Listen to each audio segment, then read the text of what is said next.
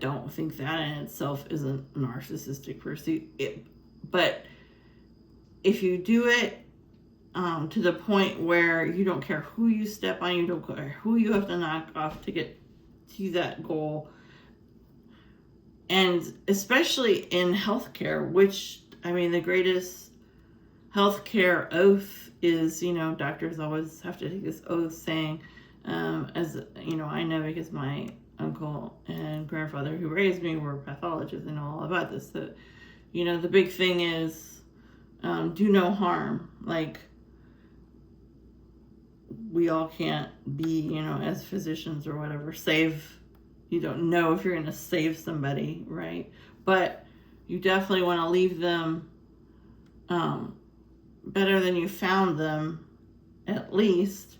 And you certainly don't want them to be worse than you found them. That is like an anomaly. That is the worst of the worst. That is, and that's what happened to most of these, pretty much all these cases.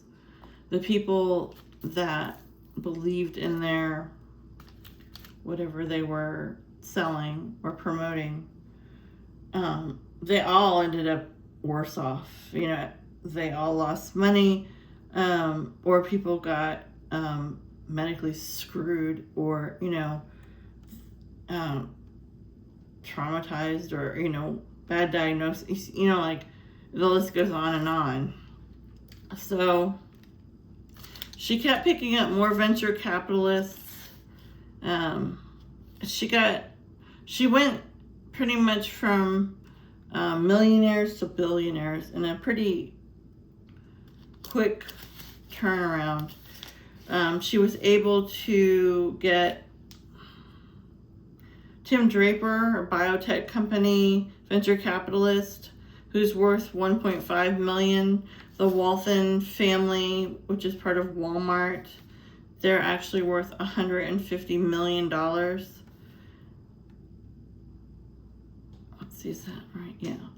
Oh wait, I'm sorry. That's what they invested in Theranos, $150 million. They're actually worth, get this, $175 billion. Yes, Robert Murdoch was part of this. And he owns Fox News, Wall Street Journal, HarperCollins magazine. He's worth $22 billion. He was on the board. The DeVos family, Betsy DeVos,